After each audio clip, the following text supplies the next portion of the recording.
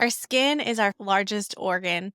And as someone who, in the last couple of years, has really switched up the types of products that we're allowing into our home, using on our bodies, and even the foods that we eat, and how we've come to realize that those things can affect our health and our minds and our bodies. And so it's important to take care of our body, which is why we are talking today all about health and different products that you can use that are less toxic, better for you and for your body. Today on the Rainmaker Family Show, we interviewed Cassy, who is the CEO and founder of FatCo. FatCo is a line of beef tallow skincare products. I absolutely love all of her lines. It's currently the deodorant that I use. I think it's called the Stank Stick. That's what I use every single day and absolutely love it, as well as her amazing baby balm that she uses. That is the only thing that I use on Ollie. So I loved talking to her all about her company, where she's gone. She's been featured in places, had her product for a time in Target, as well as incredible online platforms as well. So with that, we're going to jump right into it as we talk to Cassy all about her e-commerce business. Cassy, I am so excited to have you on today. I remember when we had a brief interaction at a local coffee shop and you were doing this awesome, like, makers like had their products so you could walk through the coffee shop and purchase some of those items. And I remember walking up to your booth and you were just kind of like explaining your product. And at the time, our second baby, Oliver, he was really little. And you just had so much confidence about your product. I think sometimes as like smaller business owners, they really like need that sale. They want to like make the transaction right away. And you had so much confidence in your product. You explained it to me how it was like you could read the ingredients in it and how it's super good for babies and their skin. And you're just like, here's a sample and like just try it out. And then like you can come back and get something once you like tried it out. Like you were so confident in the quality in And your the sample products. wasn't like a skimpy sample. Yeah, no, it They were was like these not. like premium yeah, they're like these premium nice samples. It was like, wow, this is amazing. Where did that confidence come from? Did you start with that or like tell us a little bit about the journey to get to that moment of like, man, I know this thing's gonna sell itself.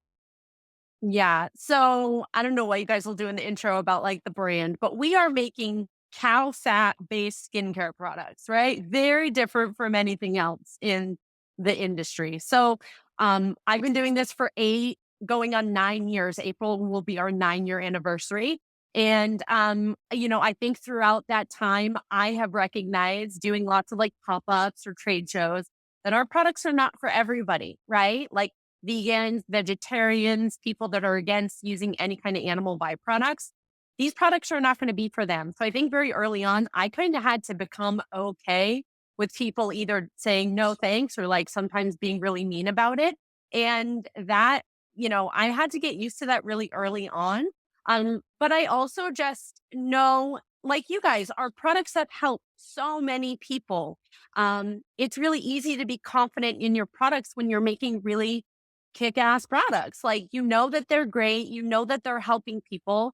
If somebody comes up and they try a sample and it's not for them, that's okay. Like, it's not going to make or break my business because I've spent a lot of time and energy establishing a really solid foundation. And I know that our products are great and people love them. So I'm always okay with that, like, especially with our natural deodorant. If somebody tells me that it doesn't work for them, that's fine. Everyone's body chemistry is different. Everyone's bodies are different, right? So your body is going to react differently to different products. You might be allergic to something that's in our products, and that's okay. I've always kind of had that mindset or tried to have that mindset or that our products are not for everybody and you can't please everyone all the time. And that's okay. Yeah.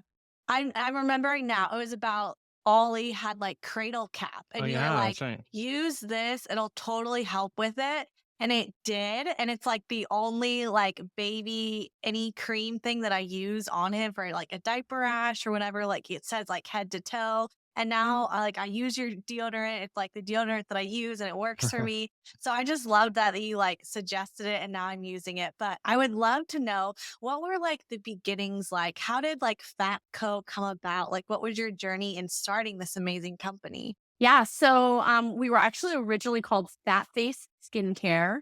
We had a little trademark issue early on. We ended up having to rebrand in 2015 because there's actually another company called Fat Face. They're like the H&M of the United Kingdom. But anyway, people who know us from like OG way back in the day, they're like, we've been with you since you were Fat Face. So I was my background is engineering. I'm a mechanical engineer by trade. I was living in San Diego, working in large scale automotive manufacturing. So I like to joke that I was like a super nerd by day in my engineering job, but then it was just something that I really enjoyed doing was making my own skincare products. It was kind of like my creative outlet. I like to go on Pinterest and find different recipes and create different formulas. Um, and then I started, I was very casually through social media, following bloggers and people in the paleo space, and kind of learning about the paleo diet, trying the paleo diet. Um, and then I did my first Whole 30 and just found that the changing the foods that I was eating like changed so much about my body, my skin, like so many different things. And then I started learning through the Weston A. Price Foundation about tallow, grass-fed tallow, how it was used a lot back in the day for cooking as well as topically on our skin, right? Before we were industrialized and we were able to process vegetable oils, which is really hard to process. We rendered animal fats all the time. It was very easy. We had lots of it. It was plentiful. Animal fats were plentiful. And it was great for your skin. It was healing for all kinds of skin conditions.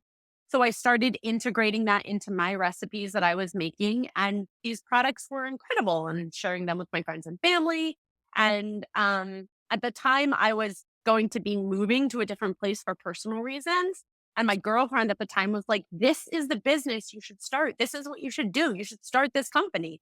And I think a lot of people have a dream of starting a business, but what are you going to do? Right? Like that decision of what business are you going to start? You have to be really passionate about something to basically make it your more than full-time job moving forward. So I thought, yeah, I could. I was probably way too overconfident. I was like, I could do this. I'm an engineer. I can figure out how to build a website. I can start a business. And it was a lot. It was really hard. So I built my first website in Squarespace. I was making everything in my kitchen and I was really small in the beginning. And I started like, I was reaching out. So it's funny you talk about samples because that's been a really good tool for us. Like when you have confidence in your product, you know that you just need to get it into people's hands to have them experience it. And early on, that was huge for us. I was like reaching out to bloggers and stuff on Instagram, like, hey, I just want to send you some product. I started this brand. I just want to like get your feedback. And I remember we did like a giveaway with someone had a huge following and we like really quickly grew and it moved really quickly in those first couple of years. Yeah, I mean, a lot has happened in 8.5 years. We started off online and that's really always been our bread and butter. We have a very loyal customer base on our website. We're also on Amazon because I feel like you have to be on Amazon. Um, our products are carried at Thrive Market. And then our claim to fame is still Target. We were in Target for 2.5 years. We got discontinued in 2020. So that was a really great partnership for us. It just is, I think it's really hard being a small brand in a big box retailer like that. That was what I learned through the experience. So yeah, we are really small. It's me and my husband. We manage everything. I do all of the social media, all the marketing, all the sales. He does all the operations and logistics. And we do fulfillment out of I already say our warehouse, but it's more of like a large shed here in Glen, California. We're not big enough to need a 3PL or like a fulfillment center. We've done it in the past and I actually didn't have a really good experience. So I think maybe like a year and a half ago, we made the choice to like kind of not scale back, but like make the business work for us and our family. We have a 3.5-year-old little boy. We live out here in Glen. So I think in the 8, 9 years, we really kind of ebbed and flowed. We've had massive revenue years. We've had not so massive. We survived the global pandemic. I was pregnant, had a baby. I mean, so much has happened in that time. And where I am at now is like, I think we just like, we're going to run this business to have it work for our family and work for our schedule. And I really cherish like having a flexible schedule and being able to spend all the time I need with my son. So at the same time, trying for a second baby. So a lot. Um, but yeah, it's been quite a journey. I mean, a lot in the time that we've been in business. Um, but I still love it every single day.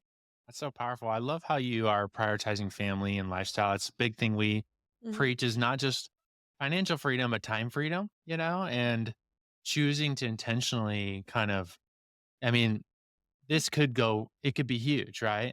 But also like having boundaries. I don't know. When was the moment, like you said, you had some times where it's like you did this giveaway and it really blew up. I'm sure there's some crazy times where you're still doing everything yourself. When was the moment that you were like, man, this is beyond me a little bit? And what did you do in that moment?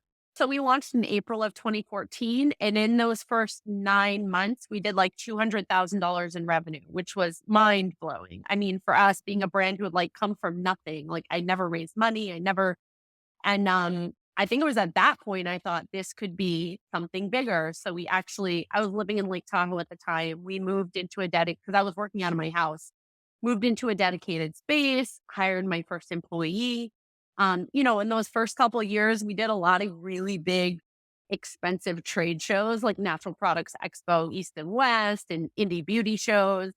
And I mean, what we've learned and what is still like one of our biggest challenges is being in a category that's really dominated by vegan friendly and plant based options, right? Like, I don't know when the last time you guys went to Whole Foods is, but if you look at the beauty shelf in Whole Foods, that's the trend is plant based. So, in the first 2 years, we were having really serious discussions with Whole Foods, and we were anticipating pretty substantial growth because I thought this is a product that is right for retail. And what I learned in the next couple years is like that just wasn't the case. So when Target took a chance on us, it was super exciting because I thought, this brings major legitimacy to the brand. And even after that, I thought like maybe other retailers will follow. But it's been tricky. Retail has been really hard for us. And I think that's where like the massive growth comes from, right? Is retail, getting into retail. Other brands have done it without retail, but marketing is expensive. So, that first year was definitely for me. I thought this could be something more than I had originally anticipated. Um, so yeah, it was in that first year. We're really familiar with the marketing and you know, running ads and like generating like kind of, I guess we call it D2C, like just direct to consumer online. I'm not like as familiar with the retail side of things. I mean, we have a lot of moms who have e-commerce brands and they're doing just the online thing, but I think there's a lot of interest in the retail. And it, of course, has to be right product for the right shelf, right? But how did you start stepping into that realm of like getting in touch with Target? And was it through some of the trade shows you were doing? Like within the first year or two, I was contacted by some people in the food space, and they were kind of in the same paleo sphere that I was in. And they were like, your brand is so cool. This is awesome. We just want to like connect.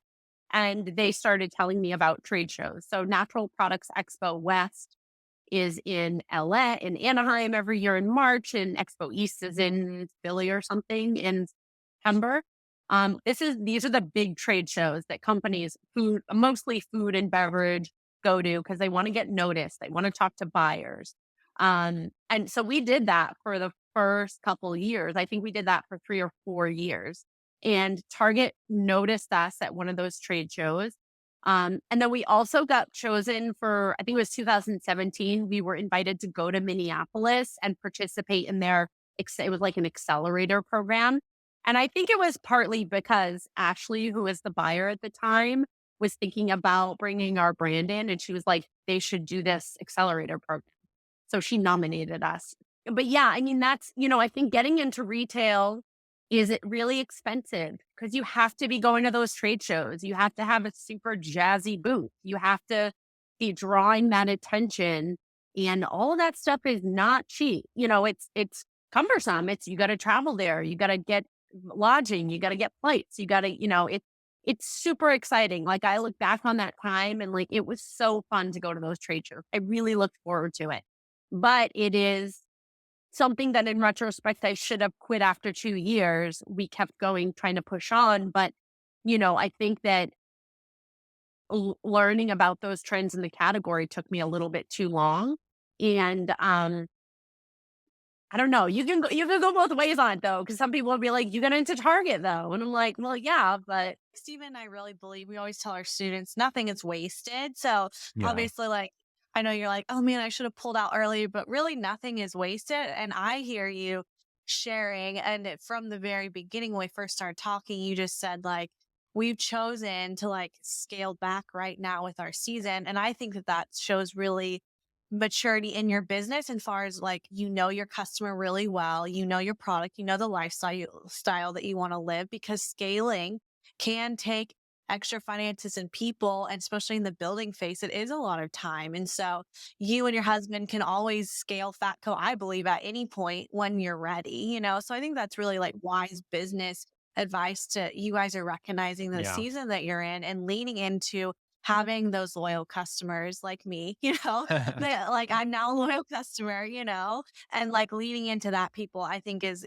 people talk about like going to the masses, which is awesome. But then what about focusing on the one customer that you're going to really love and serve? And that's what I see you as, and even on your social media doing, and it creates that like raving fan base that will be with you through the thick and the Yeah. thin. So I mean, I love that's the cool. business because I mean, maybe being in Target 2 years, you got a handful of customers, probably a Mhm. lot from that, right? Who are probably still buying from you to this day. Mhm. Because with skincare, you kind of just, you find your thing and then you Mhm. just buy that thing for a long, long time, Yeah.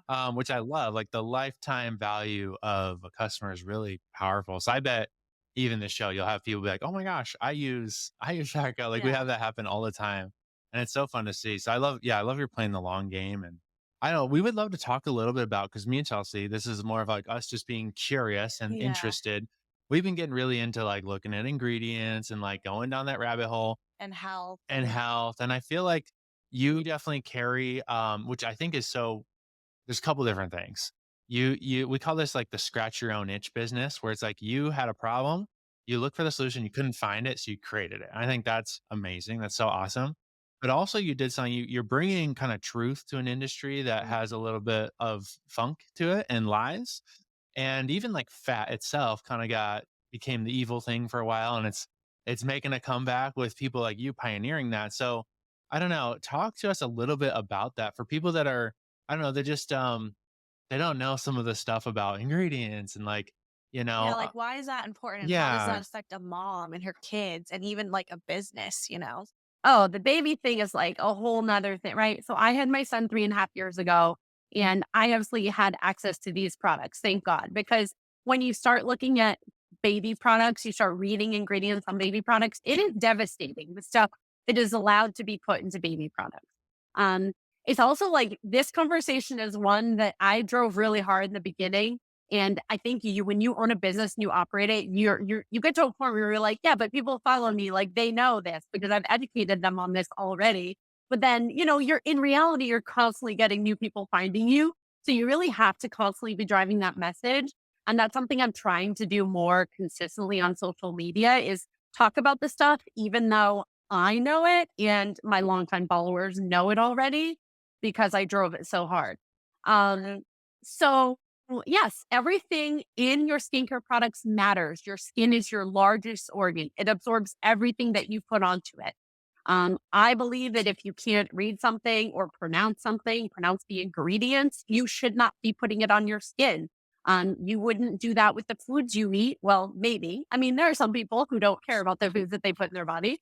But if you are aware of how bad these ingredients are, they and you will pay attention. So in skincare, things you want to be looking out for.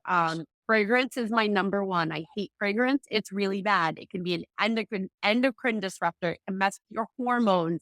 It can cause inflammation. It can do so many bad things to your skin, and not just your skin, but like your overall health of your body. Anything that's going to mess with your hormones is bad. It's bad news. Um, my husband and I are trying to conceive. Then you start looking at all the products that your husband's using, your household cleaners, your laundry detergent, this stuff that can be affecting all kinds of things in for your sperm count, your husband's bodies, all the things that you're surrounded by, your cleaning products, the things in your house, and your skincare products can affect your body and your health. And greenwashing is a thing. That might be a term you have or have not heard, but greenwashing is when a brand, I'm looking around to see if I have any examples here in my office, but greenwashing is when a brand wants to give you the idea or make you think that they are clean and natural and green. But when it comes down to it and you read the ingredients on the back, it is not clean at all. And it's very easy for brands to do that. I just posted it. I don't know if you guys saw my story. Like, I was at Target and I always look at deodorant when I go to Target. And Native is a brand that I cannot get past the fact that they used to have extremely clean formulation.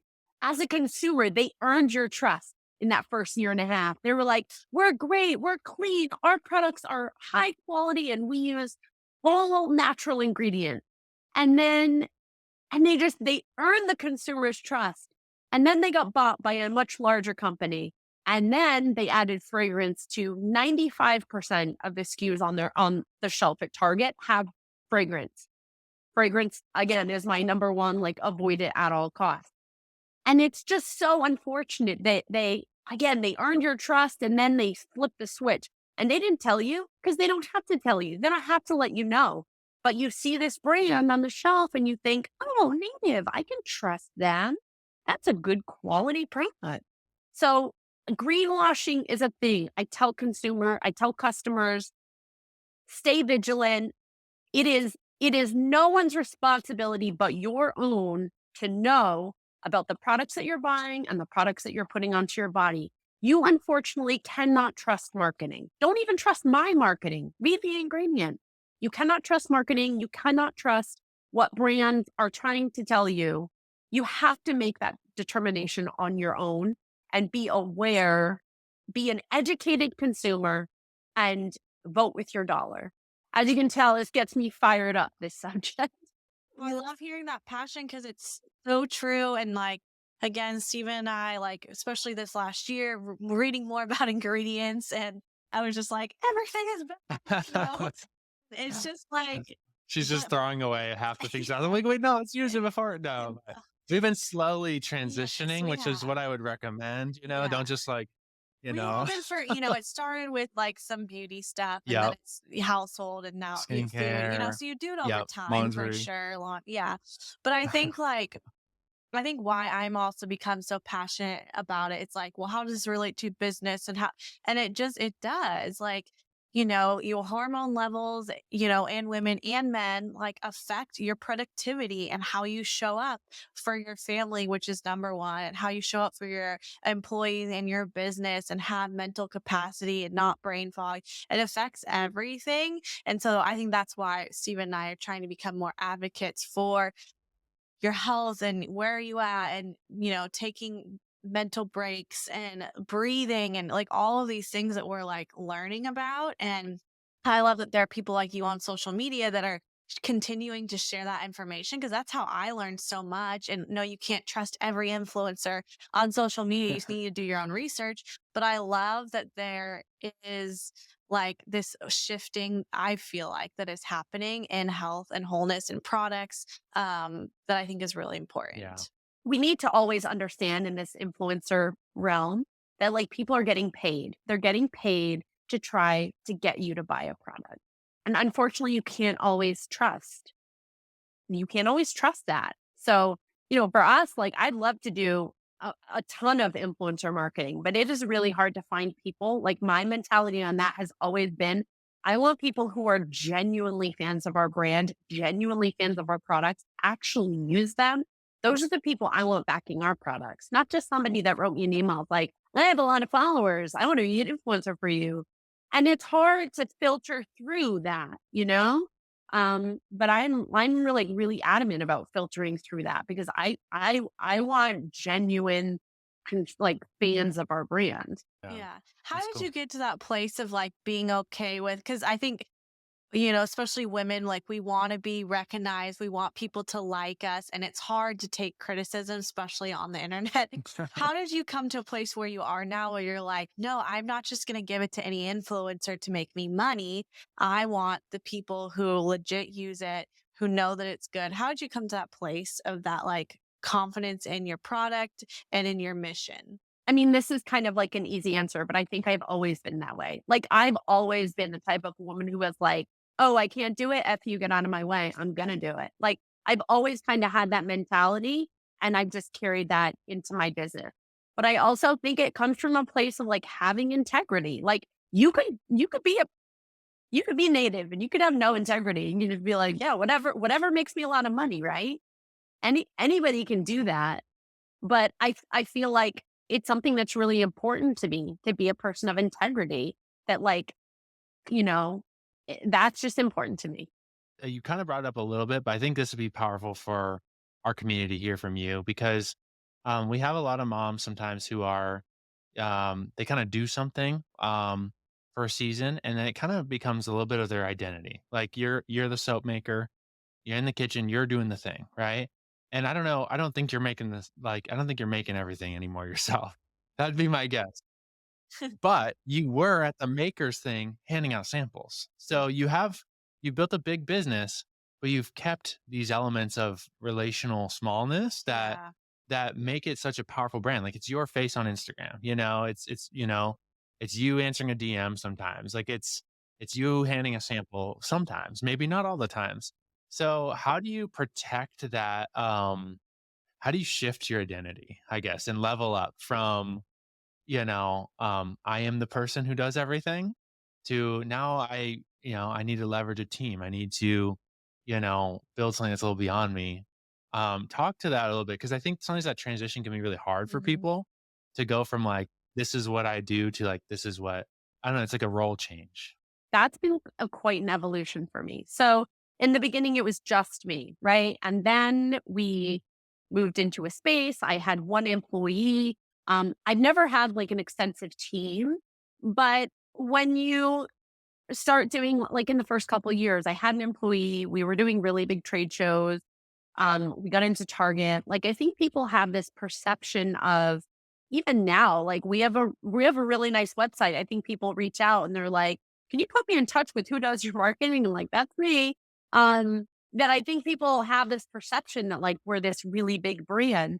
And I think in that beginning phase, when we were experiencing pretty decent growth in the first couple of years, and you want to like move in that direction of like, I'm going to hire a team, we're going to grow, I am the CEO, blah, blah, blah.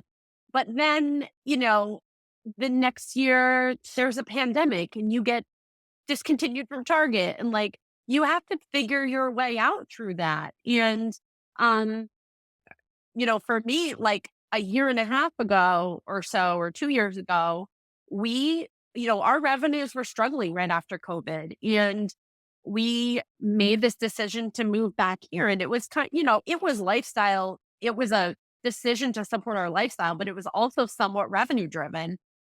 Again, we have ebbed and flowed. And at the time when we moved out of our 1,500 square foot warehouse in Chico and we moved back here, it felt like I felt defeated. I felt like this is failure. Like I laugh because like in retrospect, it wasn't failure, but at the time it felt like this is not growth. This is like the opposite of that. And it was really hard for me. That was a really hard couple weeks.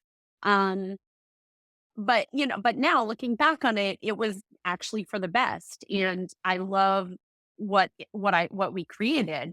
Um, but it's really hard to move through those and kind of change how you I don't know what the best word is, but how you feel like you're perceived by other people. Um, Again, like I think I've always been a person that has a lot of confidence, but I think for a long time, like social media, for example, I was like, if you're a decent sized brand, the founder isn't going to be in stories. Like you look at other brands and you can easily, when you're a brand owner, you can easily compare yourself to other people, right? Well, I'm not doing what they're doing and they're bigger than me, blah, blah, blah.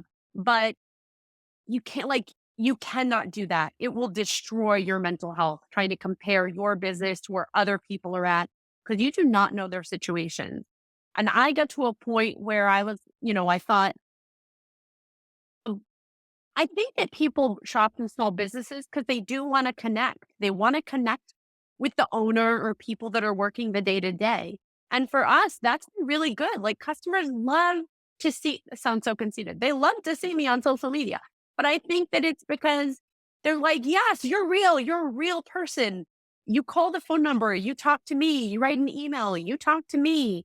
Um, it's been, it's been a journey, but I'm so confident and happy with it now. Like I'm totally fine with it. But it's definitely, I think, can be a challenge to like move through those different times and different sizes of your business and move with those ups and downs. It can be really hard. We've definitely had seasons like that. And I think just encouraging anyone listening, if Mhm. you're in one of those seasons, this is part of the process. Like the Yeah. entrepreneurship journey isn't a straight line to success. It's about the valleys and Mhm. who you become in the valley is what takes you to beyond where you've been, you Yeah. know? And we've seen that so many times in our business where it's like, well, we thought this was good. Now it's now it's going down the drain, you know? Like there's all these moments of like you just think it's Oh, gonna yeah. fail, you know? And but it really forces you to transform in those seasons to really, yeah, who you need to become to carry where you're going. And I love you sharing that story because I think it's so important for entrepreneurs to hear because Yeah. like you see a lot of the success reels and you see all the highlights, but really that transformation happens in the abyss. We Yeah. call it the abyss sometimes, like the hero's journey, right? It's Yeah. very much that hero's journey, and that's cool to hear. And I love that like you built the business to support the life, not the Yeah. life to support the business. Yeah. Well, thank you so much for being on today's episode. If our listeners want to hear more about you, maybe shop some of your products or your brand, where can they find you? Our website is fatco.com, fatco.com. On social, on Instagram is where I'm most active is fatco, fatco. You can also buy our products on Amazon or Thrive Market. But if you are local to Chico, you will get your products super fast, which I hope you guys have experienced if you order them on our website because we do all of our fulfillment. So also locally, we're carried at New Earth Market, is like one of our retailers here in local to Chico. So, yeah, thank you guys so much for having me. Yeah, thank Yes, this you. was awesome. So good. Thanks for being here. Thank you for listening to another episode of the Rainmaker Family Show. Hey, if you are not a part of our Rainmaker Mastermind, we have a new opportunity for you to book a one-on-one strategy call with one of our Rainmaker coaches. If you want to get a call with them, see if it's a good fit for you to work with us to build a business that allows you to have time freedom and financial freedom, you can get that call at makeItrainmama.com/podcast. That's makeItrainmama, MOMMA.com/podcast.